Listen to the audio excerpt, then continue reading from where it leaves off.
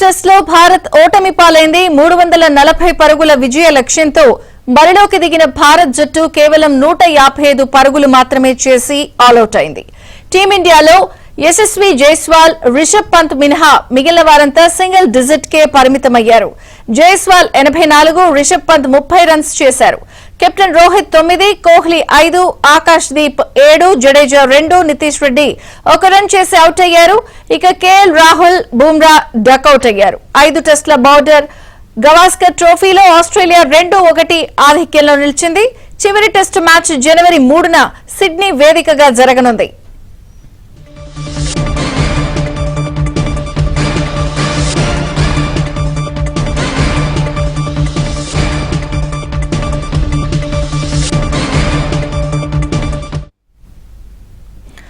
Melbourne test లో భారత్ ఓటమి పాలైంది. 340 పరుగుల విజయ లక్ష్యంతో బరిలోకి దిగిన భారత్ జట్టు కేవలం 155 పరుగులు మాత్రమే చేసి ఆల్అౌట్ అయింది. ఇక స్పోర్ట్స్ అనలిస్ట్ వెంకటేష్ గారు ఉన్నారు ఫోన్ లైన్ లో. Team India performance and match series గురించి మాట్లాడదాం. వెంకటేష్ గారు. చాలా డిసప్పాయింటింగ్ ఇండియా డిఫీట్ ఈ రోజు. ఎందుకంటే లాస్ట్ డే మొత్తం కూడా కాదు, లాస్ట్ డే లో వాళ్ళు కొంత బ్యాటింగ్ కూడా చేశారు. ఒక 90 ఓవర్స్ సర్వైవ్ కావడం, ఇంత మంచి బ్యాటింగ్ లైనప్, నెంబర్ 8 లో వాషింగ్టన్ సుందర్ వస్తున్నాడు, చాలా డీప్ బ్యాటింగ్ లైనప్ ఉంది. అది సర్వైవ్ కావడం అంత కష్టమేం కాదు. కానీ మీరు చెప్పినట్టుగా ఇద్దరు మాత్రమే డబుల్ ఫిగర్స్ లోకి వచ్చారు. దాంట్లో యశస్వి జైస్వాల్ చివరి దాకా పోరాడు, కాంట్రవర్షియల్ డిసిషన్ తో అవుట్ అయ్యాడు.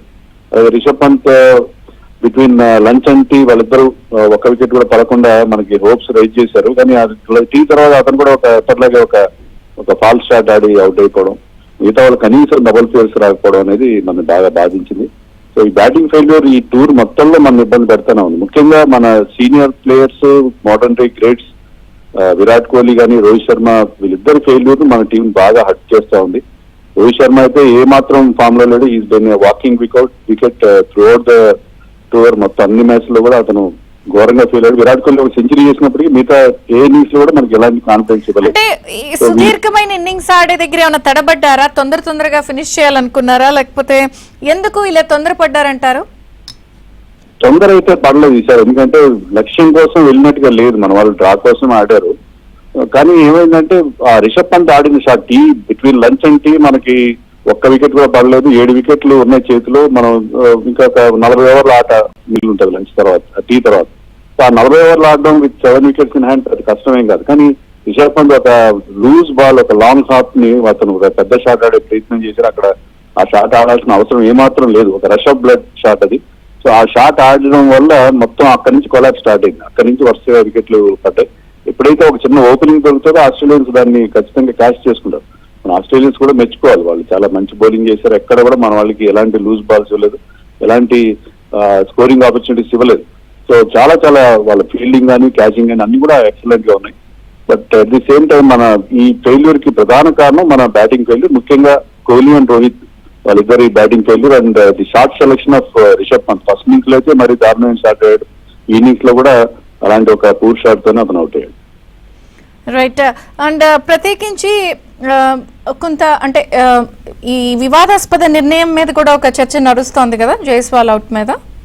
అది ఇక్కడ ప్రాబ్లం ఏంటంటే టెస్ట్ టెస్ట్ లో మనకి రాహుల్ ని కూడా ఇలాగే కాంట్రవర్షియల్ సర్కమ్స్టాన్సెస్ లో అవుట్ ఇచ్చారు. అప్పుడు ఏంటంటే అప్పుడు మనకి మామూలుగా విజువల్స్ చూస్తున్నప్పుడు అది ఎలాంటి ఎడ్జ్ తగిలినట్టుగా అనిపించలేదు.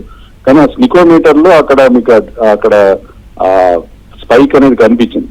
ఇక్కడ పరిస్థితి అనేది స్నికోమీటర్ లో ఎలాంటి స్పైక్ లేదు. కానీ మీకు మామూలుగా విజువల్స్ లో స్లో మోషన్ రీప్లేస్ లో చూస్తే డిఫ్లెక్షన్ ఉన్నట్టుగా అనిపించింది. సో అక్కడేమో థర్డ్ అంపైర్ స్నికోమీటర్ మీద డిపెండ్ అయ్యాడు. ఇక్కడ థర్డ్ అంపైర్ స్నికోమీటర్ ని పూర్తిగా పక్కన పెట్టి ఆయన విజువల్స్ ని మాత్రం నమ్ముకున్నాడు. సో ఏదో ఒకటి స్టాండర్డైజేషన్ ఉంటే బాగుంటది. అక్కడ డిఫ్లెక్షన్ ఉన్నట్టుగా అనిపించింది, కానీ ఈ డెసిషన్ మీద చర్చ జరుగుతూనే ఉంటది. సో దీంట్లో కొంతమంది డిఫ్లెక్షన్ ఉందని అంటున్నారు, కొంతమంది లేదన్నట్టుగా. నాకైతే డిఫ్లెక్షన్ ఉన్నట్టుగా అనిపించింది, కానీ స్నికోమీటర్ లో మాత్రం ఎలాంటి మనకి స్పైక్ కనబడలేదు. రైట్. అండ్ ఇంకొక మేజర్ ఇష్యూ అండ్ ప్రధానంగా మన టీమిండియా మీద ఇక్కడ ఆస్ట్రేలియన్ పత్రికలు కానీ అవి ఎంత కూడా ఎందుకు అంత నెగిటివ్ గా విషయం చెబుతున్నాయి? ఇక్కడ ఏమవుతుందంటే ఆస్ట్రేలియాలో మీరు కేవలం ఆ ఫీల్డ్ లో ఉండే 11 మందితో పాటు వాళ్ళ మీడియాతో, వాళ్ళ మాజీ ప్లేయర్స్ తో, వాళ్ళతో కూడా వాళ్ళు కూడా ప్లేయర్స్ లాగే ఉంటారు.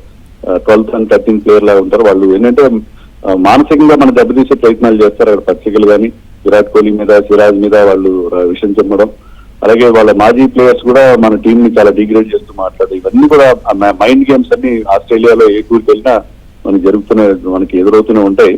సో వీటన్ని తట్టుకోగలగాలి, ఇవన్నీ తట్టుకోగలగాలి, అవన్నీ జరుగుతూనే ఉంటాయి. కానీ ఇక్కడ ఇవన్నీ కూడా కారణం అంటే నేను ఒప్పుకోను. కేవలం మన బ్యాటింగ్ ఫెయిల్యూర్ టోటల్ గా మన టూర్ మొత్తంలో చూసుకుంటే మీకు జైస్వాల్, నితీష్ కుమార్ రెడ్డి, కొంతవరకు జడేజా, ఇలాంటి ఇద్దరు ముగ్గురు, రాహుల్ కేఎల్ రాహుల్, ముగ్గురు నలుగురు తప్పిస్తే ముఖ్యంగా సీనియర్ ప్లేయర్స్ అందరూ ఫెయిలియర్. ముఖ్యంగా రిషబ్ పంత్ 20s 30s చేస్తూ కూడా, ఎందుకంటే అతను సెటిల్ అవుతున్నాడు, స్టార్ట్ తీసుకుంటున్నాడు, కానీ దాన్ని కన్వర్ట్ చేయలేకపోతున్నాడు. లాస్ట్ టూర్ లో he was our hero. So వీళ్ళ ముగ్గురు ఫెయిల్యూర్, రోహిత్, విరాట్ కోహ్లీ అండ్ రిషబ్ పంత్, ఇది మన టీం ని బాగా ఇబ్బంది పెట్టింది టూర్ లోనే అనుకోవాలి. ఓకే వెంకటేష్ గారు, థ్యాంక్ యూ.